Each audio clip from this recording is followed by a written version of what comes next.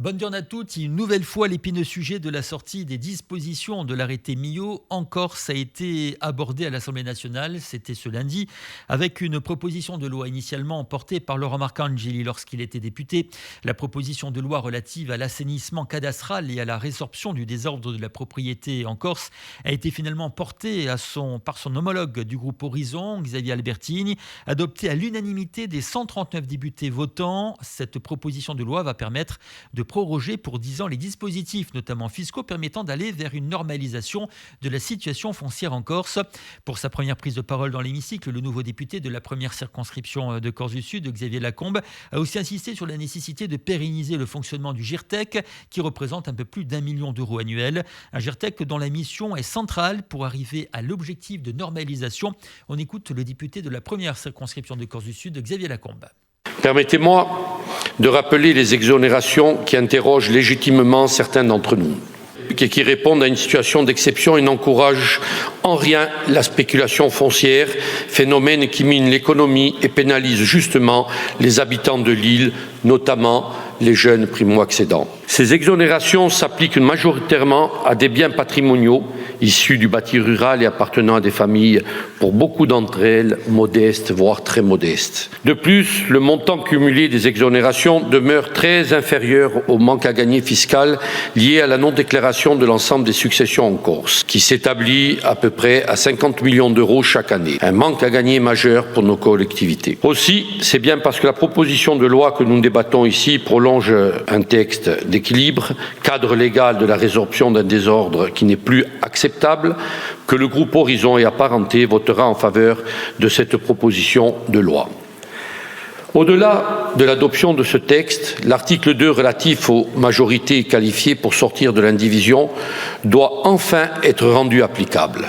8 ans après sa promulgation, il reste inutilisable faute de procédure claire. Il est donc nécessaire de préciser l'application de cet article par voie de décret afin que les notaires puissent s'en servir. Il est essentiel de renforcer les moyens du GIRTEC qui, par un travail remarquable, ça a été déjà dit, et a accompagné près de 2000 procédures de titrement depuis sa création. Assurer son avenir par des moyens à la hauteur de sa tâche est une urgence. Un peu plus d'1 million d'euros, car sans lui, le texte que nous adoptons ne pourra porter pleinement ses fruits. J'appelle donc les pouvoirs publics à garantir son financement pour 2025. À plus long terme, je souhaite que ce financement soit garanti par la loi de finances. Il s'agissait de Xavier Lacombe, député de la première circonscription de Corse du Sud.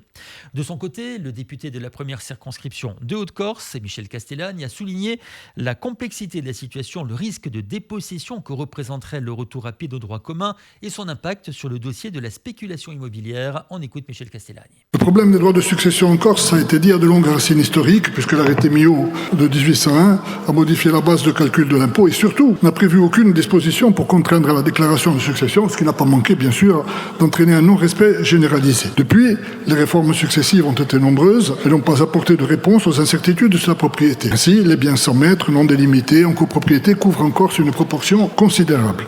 Et par conséquent, dans bien des cas, le droit de propriété ne peut s'exercer, ni règlement de succession, ni vente, ni location. Cette situation est naturellement pénalisante en ce qui concerne la mise en valeur des terres, l'entretien du patrimoine bâti, le fonctionnement normal du marché. La proposition de loi approuvée en octobre 2016 a donc prolongé jusqu'en 2027 l'exonération à hauteur de 50% de leur valeur des biens acquis avant 2002. Depuis, les tensions ont été continues visant à retarder l'application du droit commun. Pourquoi ce jeu de chat et souris ? Parce que l'entrée dans la normalité entre guillemets, signifierait pour beaucoup l'obligation de vendre face aux droits considérables à verser au fisc.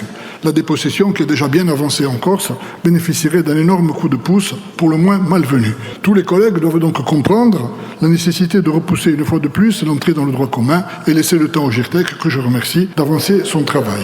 Mais je voudrais dire aussi que nous ne traitons ici qu'un aspect d'une situation bien plus large. En matière fiscale, s'appliquent en Corse de nombreux dispositifs dérogatoires, certains généraux, d'autres particuliers à l'île, certains utiles, d'autres moins, mais qui en toute hypothèse créent une situation confuse et quelquefois contre-productive. définitive. La prolongation de la situation transitoire des droits de succession ne réglera rien sur le fond. Nous nous battons en vain depuis des années pour que soient mis à plat les dispositifs fiscaux, pour que soit enfin élaboré un statut fiscal apte à améliorer les fondamentaux de la vie économique et de la protection sociale en Corse. Les dispositifs de compensation de l'insularité sont inefficaces, ils sont largement captés par de puissants intérêts particuliers et nous espérons avancer sur ce chantier qui, pour l'instant, reste ouvert. En ce domaine, d'ailleurs, la surtaxe des billets d'avion, je veux le dire, si elle venait vraiment à s'appliquer, constituerait une hérésie et une injustice à l'égard d'une population insulaire. Au-delà des droits de succession se cache également une question fondamentale. Quid de ce patrimoine dont nous évoquons ici la transmission ?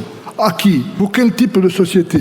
Libérer les successions, c'est aussi pousser plus encore la spéculation, le bétonnage, la transformation de la Corse en paradis de vacances ou de retraite, de désastre environnemental, de surprofit pour des privilégiés du système et de marginalisation croissante pour beaucoup.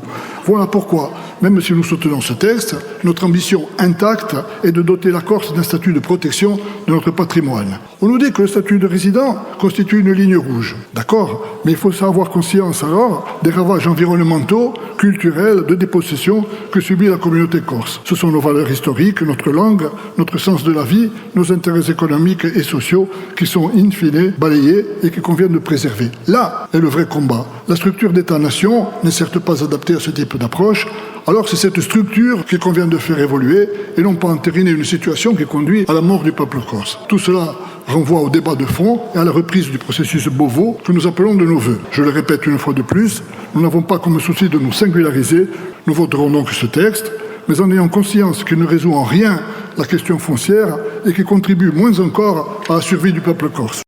Lutter contre la criminalité organisée et la pression des trafics de stupéfiants. Ce mardi matin, lors d'un petit déjeuner de presse, le préfet de Corse a annoncé les priorités de l'État dans ce domaine très particulier.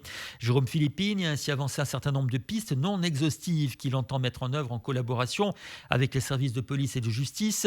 Mais l'action de l'État porte également, pour son plus haut représentant en Corse, sur des thématiques économiques et sociales que nous aborderons dans nos prochaines éditions.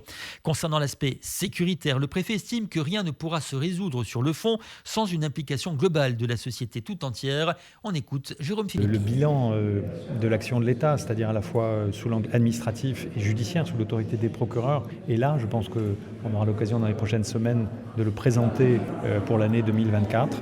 L'action est résolue à la fois contre la délinquance du quotidien, qui en Corse, sur des taux assez faibles en termes d'atteinte aux biens ou de violence sur les personnes.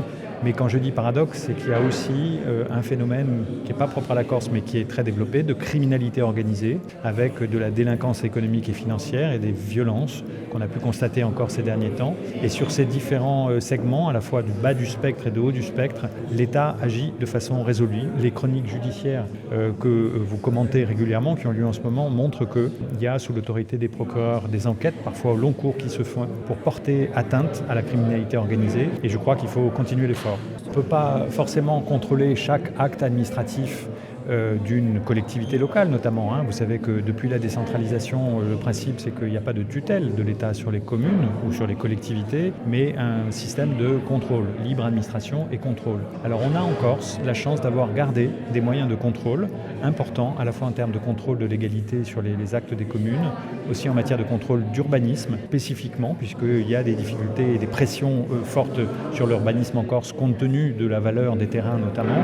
Donc oui, nous avons les moyens pour agir. Alors pas pour regarder 100%, et on peut avoir vu dans le passé qu'on n'avait pas forcément tout vu, tout détecté, que parfois certains sont arrivés à faire des choses qui n'auraient pas dû exister, et c'est compliqué, une fois qu'une maison a été construite à un endroit où elle n'aurait pas dû, d'obtenir qu'elle soit détruite. Ce sont des décisions judiciaires qui doivent être prises derrière.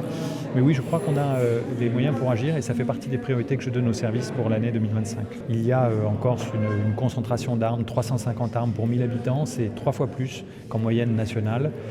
On peut imaginer qu'il y ait des aspects culturels à ça, mais rien ne justifie qu'on ait tant d'armes à proximité, parce que quand un conflit de voisinage, une difficulté personnelle vient, selon qu'on a une arme ou pas, ça peut tourner malheureusement au drame, et on l'a vu encore récemment.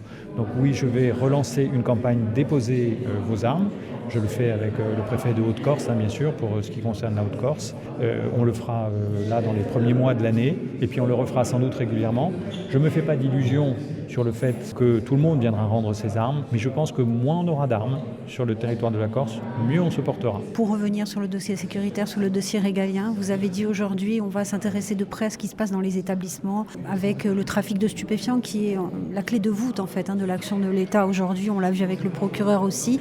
Qu'est-ce qui fait qu'aujourd'hui on s'intéresse particulièrement à cette question? Les Corses reprochaient souvent à l'État de ne pas se pencher sur ce dossier, de se pencher sur des dossiers plus politiques jusque-là. Je crois que l'effort pour lutter contre les trafics de stupéfiants, il est là depuis plusieurs années de la part de l'État. C'est une priorité que mes prédécesseurs et les procureurs avaient fixée. De ce point de vue-là, les saisies de drogue importantes qui ont été faites l'an dernier le démontrent, mais on va devoir continuer l'effort et encore l'accélérer parce que malheureusement la Corse n'échappe pas plus qu'aucun territoire français à cette invasion de la drogue qui est une plaie épouvantable. Au passage, s'il n'y a pas de consommateurs, il y aura peut-être moins de trafic. Donc interrogeons-nous sur la banalisation de la consommation de cannabis, sur la diffusion aussi de la consommation de cocaïne. Si chacun de soi on ne fait pas un premier effort pour ne pas consommer, alors il ne faut pas s'étonner qu'il y ait des trafiquants.